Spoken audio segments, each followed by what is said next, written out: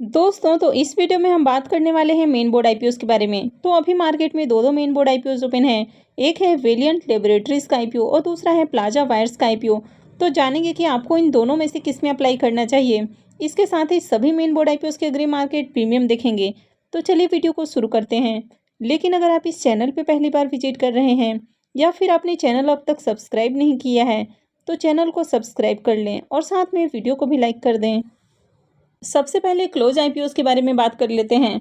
तो मनोज वैभव आईपीओ की बात करें तो इसका अभी करेंट प्रीमियम 6 रुपये पे ट्रेड कर रहा है और आईपीओ में लॉट साइज 69 शेयर्स का है। तो इसका मतलब है कि इस आईपीओ से 414 रुपये आपको एक लॉट से प्रॉफिट हो सकता है।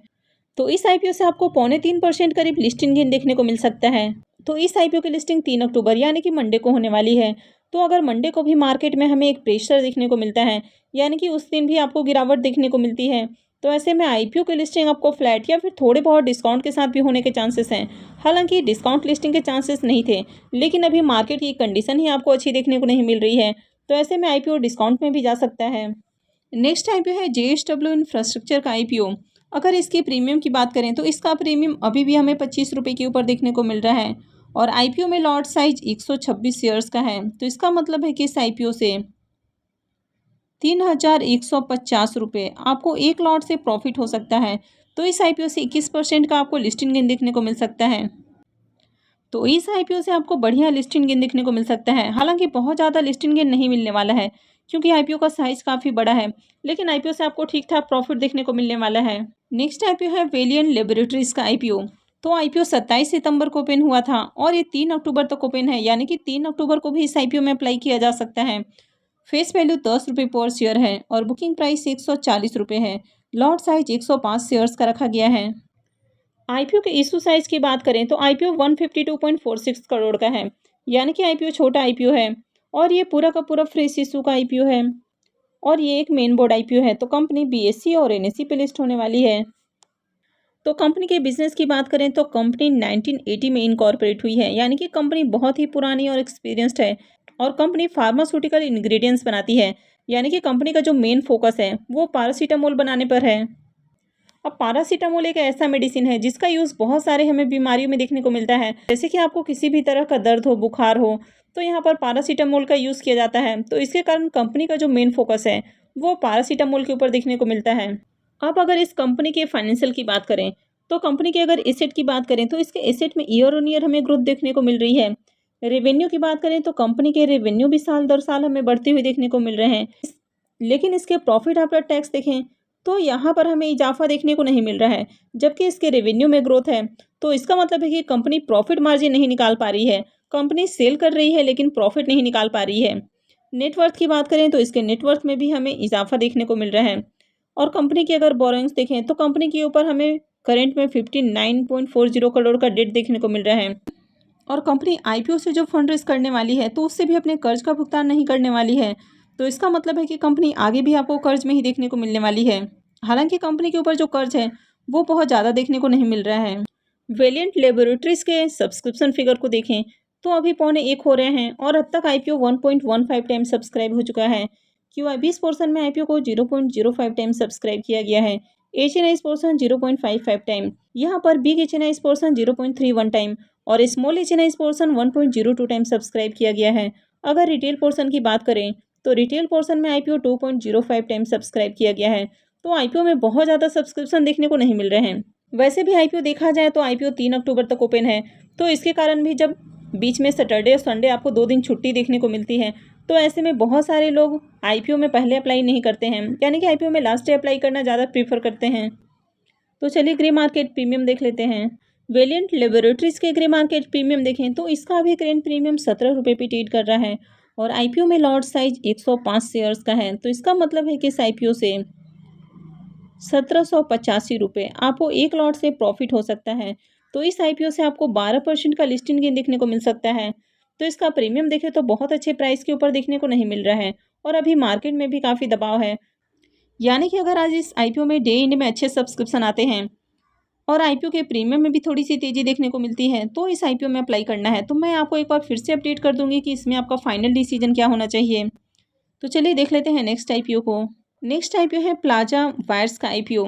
ये आईपीओ 29 सितंबर यानी कि आज से ही ओपन हुआ है और ये 4 अक्टूबर को क्लोज होने वाला है। फेस वैल्यू 10 रुपये पर शेयर है और बुकिंग प्राइस 54 रुपीज़ है। लॉट साइज 277 शेयर्स का है। आईपीओ के इशू साइज की बात करें तो आईपीओ 71.28 करोड़ का है, यानी कि आईपीओ बहुत ही छोटा आईपीओ है और ये पूरा का पूरा फ्री इशू का आईपीओ है और ये मेन बोर्ड आईपीओ है, तो कंपनी बीएसई और एनएसई पे लिस्ट होने वाली है। अब इस आईपीओ में बात करें तो आईपीओ काफ़ी छोटा है, तो यहाँ पर आपको अच्छी डिमांड देखने को मिल सकती है। इसके साथ ही इस आईपीओ में जो रिजर्वेशन पोर्शन है रिटेलर्स के लिए, वो मात्र 10% का देखने को मिल रहा है। तो ऐसे में रिटेल पोर्शन में आईपीओ बहुत ज़्यादा ओवर सब्सक्राइब होने के चांसेस हैं। तो चलिए देख लेते हैं कि कंपनी का बिजनेस कैसा है। तो प्लाजा वायर्स के बिजनेस की बात करें तो कंपनी 2006 में इनकॉर्पोरेट हुई है और ये कंपनी वायर्स की मैन्युफैक्चरिंग और साथ में इनकी सेलिंग भी करती है। तो कंपनी वायर के साथ साथ कुछ फास्ट मूविंग इलेक्ट्रिकल गुड्स भी बनाती है।